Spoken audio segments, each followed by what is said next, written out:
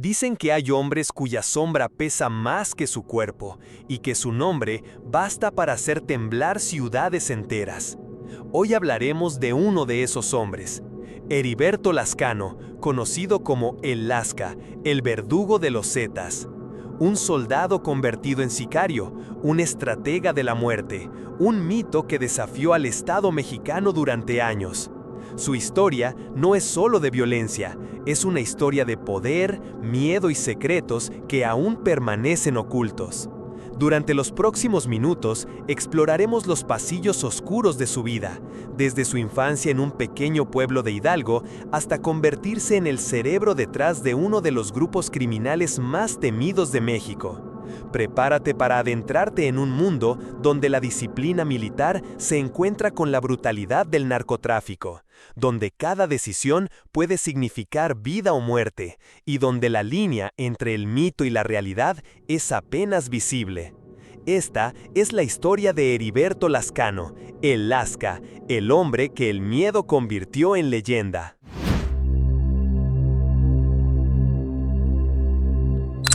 México, finales del siglo XX, un país marcado por contrastes. Mientras millones de familias buscaban salir adelante en medio de la pobreza y la desigualdad, en las sombras crecía un monstruo que amenazaba con devorarlo todo: el narcotráfico. Durante décadas, los cárteles se habían disputado rutas, territorios y el control de las drogas con un nivel de violencia cada vez más extremo.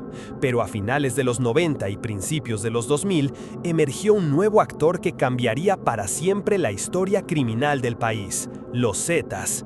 Y entre ellos se levantó una figura que, con el paso del tiempo, se convertiría en uno de los hombres más temidos y buscados de México: Heriberto Lascano Lascano, mejor conocido como el Lasca, el Z3 o el Verdugo.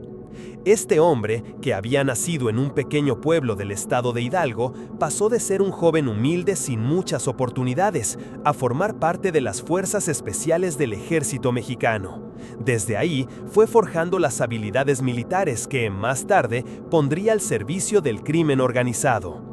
Con una disciplina férrea, un carácter frío y una capacidad para el mando que lo distinguía de otros sicarios, Lascano no solo ascendió en la jerarquía del cártel, sino que transformó la forma en que el narcotráfico operaba en el país.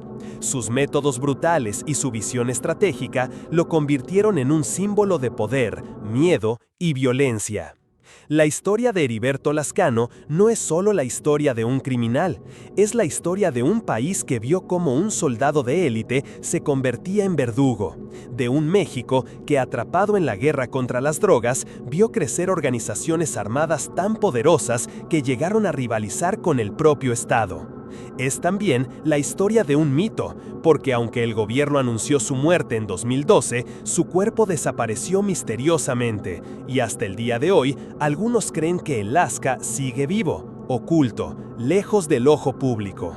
En este documental exploraremos a fondo quién fue Heriberto Lascano, su infancia, su paso por el ejército, su reclutamiento por el Cártel del Golfo, el nacimiento y expansión de los Zetas y finalmente su caída en un operativo militar que, lejos de cerrar su historia, dejó abiertas más preguntas que respuestas. Porque si algo define al verdugo, es la sombra de la duda que lo acompaña incluso después de la muerte. Prepárate para conocer el ascenso y la caída de uno de los capos más violentos y enigmáticos que ha tenido México. Esta es la historia de Heriberto Lascano, el Lasca, el soldado que se convirtió en verdugo y cuya leyenda sigue viva en la memoria del narcotráfico mexicano. Para entender la figura de Heriberto Lascano, es necesario regresar al lugar donde todo comenzó. Su historia se remonta a un pequeño municipio del estado de Hidalgo, un sitio apartado de los reflectores nacionales, donde la vida transcurría con sencillez y donde la mayoría de sus habitantes dependían del campo, del comercio local y de los trabajos más modestos para sobrevivir. En aquel entorno marcado por la carencia y la falta de oportunidades, nació en 1974 el hombre que con los años se convertiría en uno de los criminales más temidos de México. La infancia de Lascano no fue distinta a la de miles de jóvenes mexicanos de aquella época. Creció en una familia humilde, sin lujos ni comodidades, rodeado por las dificultades propias de la vida rural. La economía en su hogar no era abundante y, como muchos niños de su generación, aprendió desde temprano el valor del esfuerzo y el peso de la necesidad. En su comunidad, la educación básica estaba disponible, pero los recursos eran limitados. Los jóvenes, al terminar la escuela primaria o secundaria, se enfrentaban a una disyuntiva clara: seguir trabajando en los oficios sencillos de la región o buscar un camino distinto que les ofreciera una salida. En esos años, el ambiente social no era ajeno a la migración. Muchos buscaban oportunidades en las grandes ciudades o incluso en Estados Unidos, pero Lascano eligió otro camino. Su carácter reservado y su personalidad introvertida lo diferenciaban de otros muchachos. No era un joven alborotado, sino alguien que observaba, que escuchaba y que rara vez mostraba sus emociones. Aquella forma de ser marcaría con el tiempo el estilo frío y calculador que lo caracterizaría en su vida adulta. Quienes lo conocieron de niño aseguran que no mostraba señales claras de lo que llegaría a ser. No era el típico muchacho que buscaba pleitos o notoriedad. Al contrario, su presencia era discreta, incluso silenciosa. Pero detrás de esa aparente tranquilidad se escondía una firmeza que comenzaba a forjarse en silencio. Como muchos jóvenes de comunidades olvidadas por el desarrollo, veía en la disciplina y en la fuerza un camino de escape frente a la pobreza. El México en el que creció Lascano también jugó un papel determinante en su formación. La década de los 70 y 80 estaba marcada por crisis económicas recurrentes, devaluaciones de la moneda y un Estado incapaz de garantizar bienestar en las regiones más alejadas. En esos entornos, el ejército se convertía en una de las pocas alternativas para los jóvenes que buscaban un futuro distinto. Un lugar donde podían recibir comida, un sueldo estable y, sobre todo, un sentido de pertenencia. En esa realidad, el destino de Heriberto ya se iba moldeando. La vida en su pueblo natal transcurría sin grandes sobresaltos, pero la necesidad siempre estaba presente. No había riqueza ni abundancia, y la falta de expectativas generaba un ambiente en el que cada decisión pesaba más de lo normal. Fue en esas calles polvorientas, entre casas sencillas y familias trabajadoras, donde comenzó a crecer la idea de abandonar aquel lugar para buscar algo más grande, algo que le permitiera dejar de ser uno más entre tantos. Esa búsqueda de trascendencia sería más tarde una de las razones que lo llevaría a tomar decisiones radicales. Así, entre carencias y un horizonte limitado, se formó la niñez de Heriberto Lascano. Una etapa silenciosa, sin lujos ni protagonismo, pero cargada de las semillas que lo empujarían hacia un futuro inesperado. Porque en medio de esa vida sencilla y sin notoriedad, ya se estaba forjando el carácter del hombre que años después escalaría posiciones hasta convertirse en uno de los líderes criminales más temidos del continente. En 1991, con apenas 17 años de edad, Heriberto Lascano tomó una decisión que marcaría un punto de quiebre en su vida: enlistarse en el ejército mexicano. Para un joven proveniente de un entorno humilde, el ejército representaba mucho más que un uniforme. Era la promesa de una vida diferente. Ofrecía disciplina, alimento seguro, un ingreso mensual y, sobre todo, una identidad. En un país donde las oportunidades eran escasas, vestirse de verde olivo era, para muchos, un camino hacia el respeto y la pertenencia. Desde el primer día de entrenamiento, Lascano mostró una capacidad poco común para adaptarse a la dureza militar. La rutina no era sencilla: jornadas extenuantes, exigencias físicas al límite y una disciplina implacable que buscaba quebrar a los más débiles. Muchos desertaban en las primeras semanas, incapaces de soportar el rigor. Sin embargo, Lascano resistió. Lo que para otros era sufrimiento, para él se convirtió en un proceso natural de adaptación. No se quejaba, no dudaba, simplemente obedecía. Su silencio, que ya lo distinguía en la infancia, se volvió su mejor arma. Observaba, aprendía y ejecutaba con precisión. Durante sus primeros años fue asignado a distintas bases militares, donde comenzó a recibir entrenamientos especializados. El ejército mexicano, en aquellos tiempos, enfrentaba un desafío creciente: el combate al narcotráfico. Para ello, contaba con unidades élite que requerían soldados no solo disciplinados, sino también capaces de ejecutar operaciones de alto riesgo. Lascano pronto se abrió paso hacia ese terreno. Fue seleccionado para formar parte del Grupo Aeromóvil de Fuerzas Especiales, los temidos GAFE, una de las unidades más entrenadas y letales del país. Ser GAFE no era cualquier cosa. Los entrenamientos incluían tácticas de guerrilla, combate urbano, operaciones de infiltración y dominio absoluto de las armas. Aprendían a sobrevivir en condiciones extremas, a moverse en silencio, a desaparecer en la selva o entre montañas, a sembrar miedo sin dejar rastro. Se decía que el adiestramiento estaba inspirado en técnicas extranjeras. Algunos elementos recibían instrucción de las Fuerzas Especiales de Estados Unidos e incluso del ejército israelí. En ese ambiente, Heriberto comenzó a pulir las habilidades que lo distinguirían en el futuro. Más allá de las técnicas, lo que más sorprendía de él era su capacidad para mantener la calma bajo presión. Mientras otros soldados mostraban nerviosismo en los entrenamientos más crudos, Lascano permanecía sereno, casi indiferente al dolor físico. Esa frialdad lo convertía en un elemento confiable para sus superiores. No era un hombre carismático, ni buscaba llamar la atención, pero en las misiones su eficiencia hablaba por sí sola. El ejército también le dio un sentido de jerarquía y mando.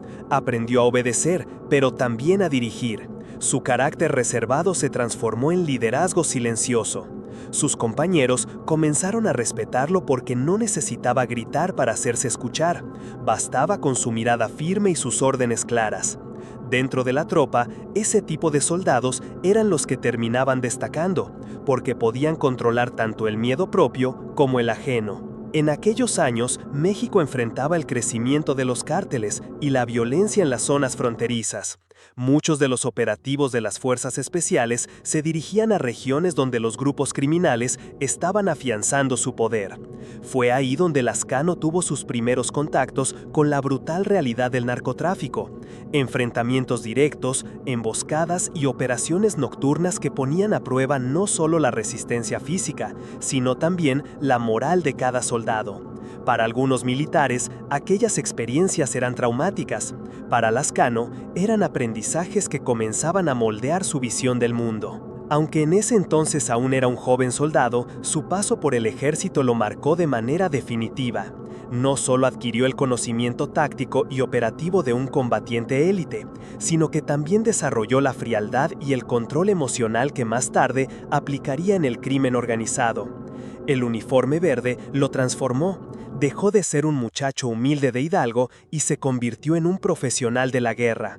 Ese cambio, silencioso pero irreversible, sería la base sobre la que más tarde construiría su ascenso dentro de las filas del narcotráfico. El paso de Heriberto Lascano por el ejército le otorgó habilidades únicas, pero también lo puso frente a un dilema que marcaría su destino.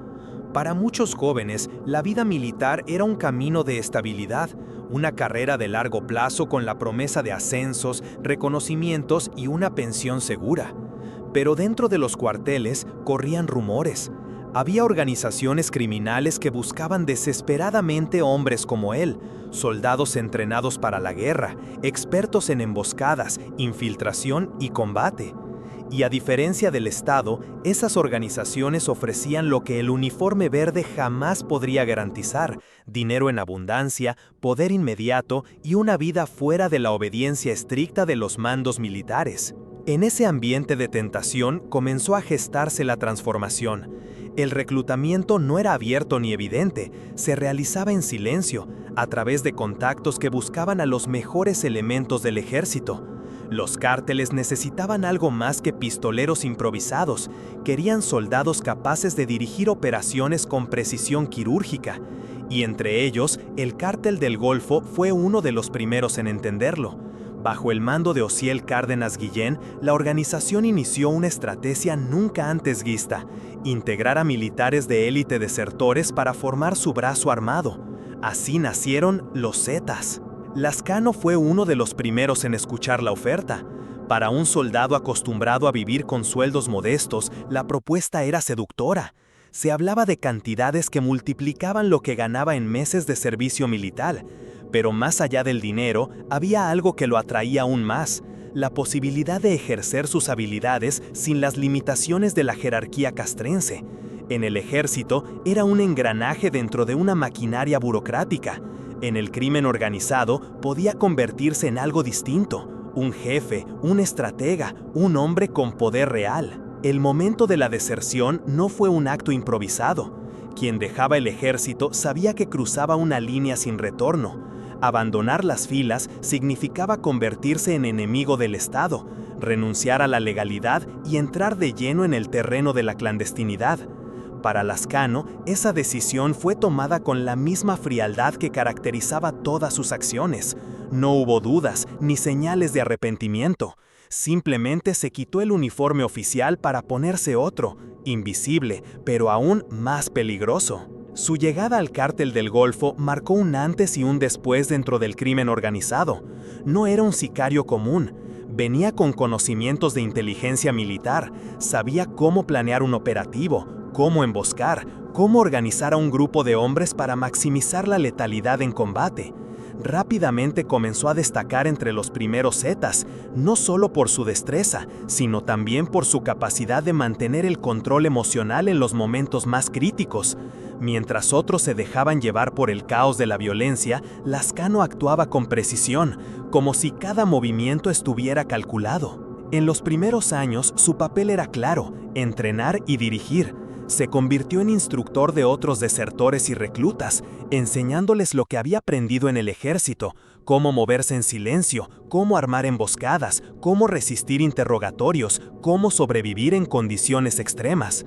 Bajo su guía, los Zetas dejaron de ser simples pistoleros para convertirse en una fuerza paramilitar que superaba la mayoría de los cuerpos policíacos del país.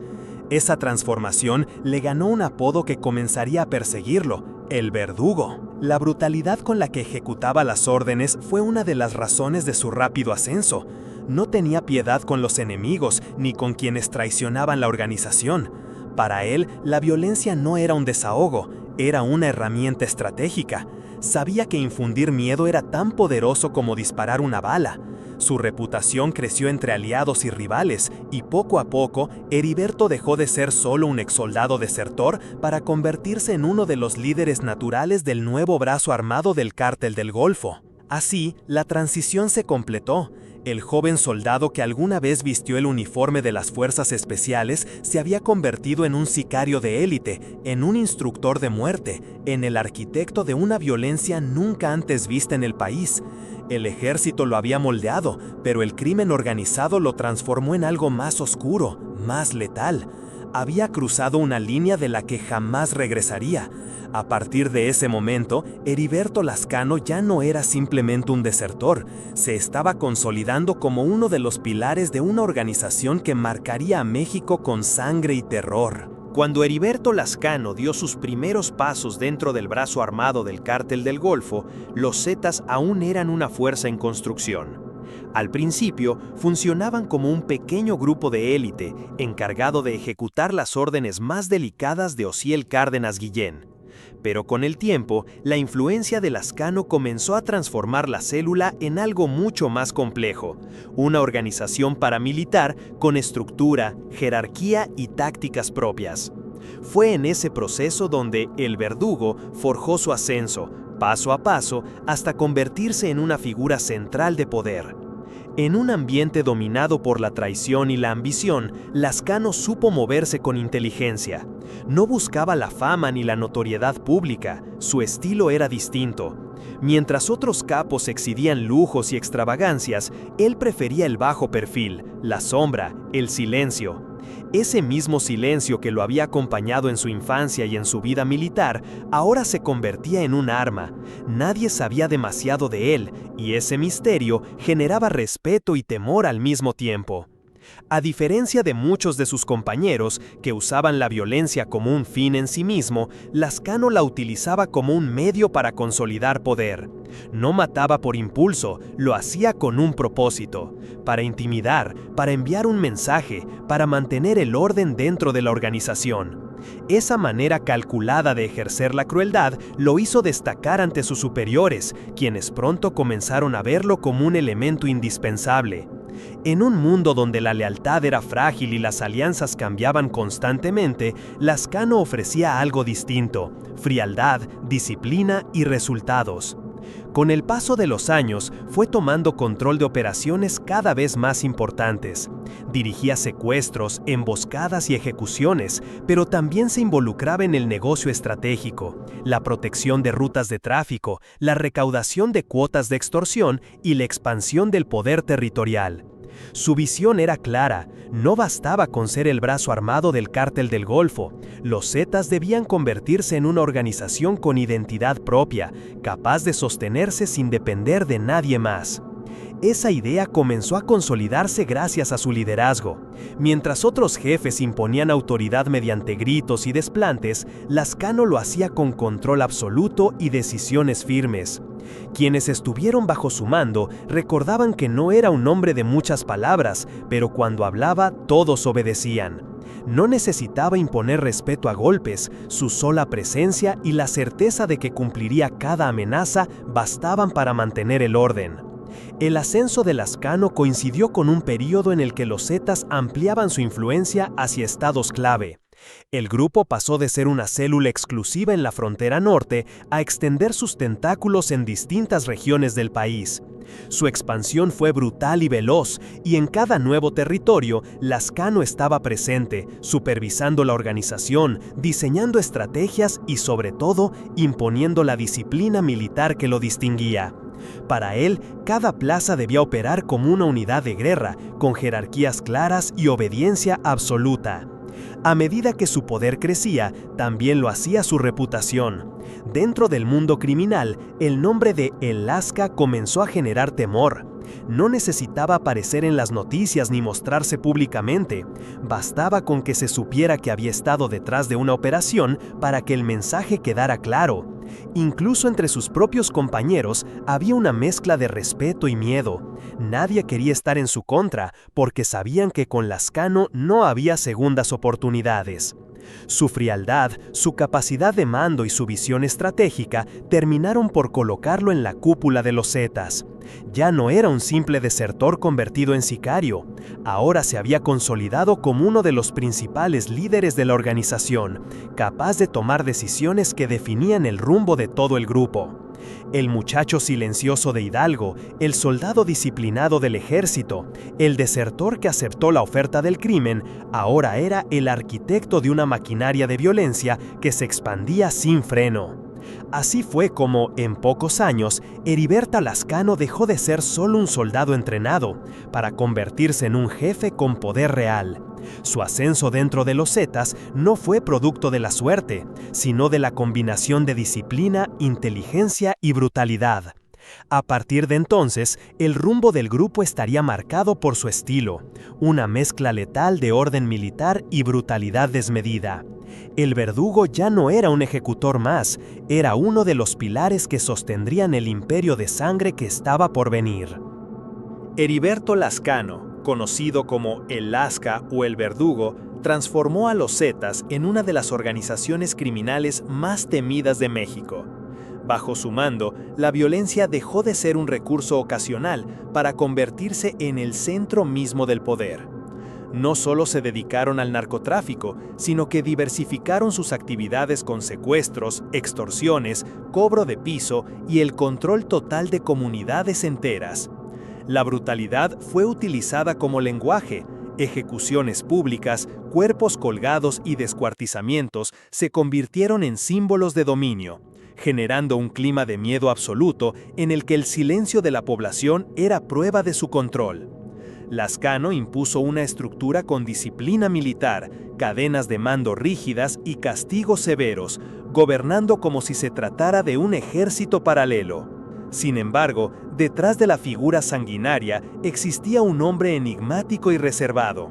En algunos pueblos financiaba obras comunitarias, apoyaba a familias necesitadas y mantenía un perfil discreto, sin ostentaciones propias de otros capos. Su liderazgo se basaba más en la calma y la disciplina que en la violencia verbal, lo que lo hacía aún más intimidante. Esta dualidad, el benefactor silencioso y el verdugo despiadado, alimentó el mito que lo rodeaba y le permitió sostener una combinación de respeto y terror. Su creciente poder atrajo la atención de las autoridades mexicanas y estadounidenses, que lo convirtieron en objetivo prioritario. La persecución fue intensa, operativos, seguimientos e inteligencia coordinada buscaban acorralarlo, pero su formación militar y su vida de fugitivo le permitieron evadir repetidamente a sus perseguidores. Esta capacidad de escapar reforzó la idea de que era un fantasma imposible de atrapar. Finalmente, el 7 de octubre de 2012, en Progreso, Coahuila, la Marina de México lo abatió en un enfrentamiento.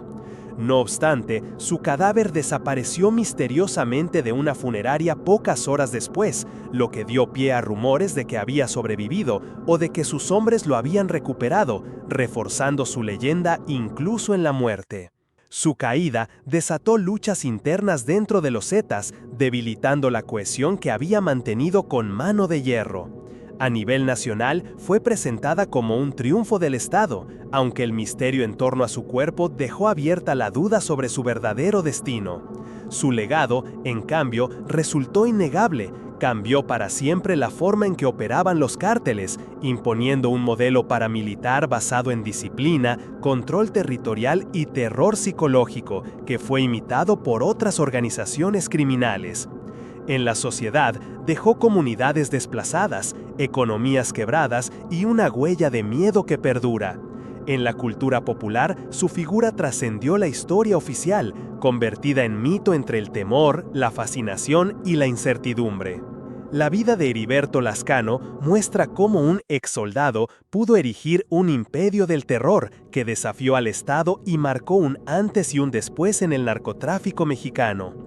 Su historia, envuelta en violencia, contradicciones y misterio, sigue siendo un recordatorio de cómo el poder y la crueldad pueden transformar no solo a un individuo, sino también a todo un país. Si te gustó este video, no olvides darle like, suscribirte y compartirlo. Eso me ayuda muchísimo a seguir creando más contenido como este. Gracias por acompañarme y nos vemos en el próximo misterio.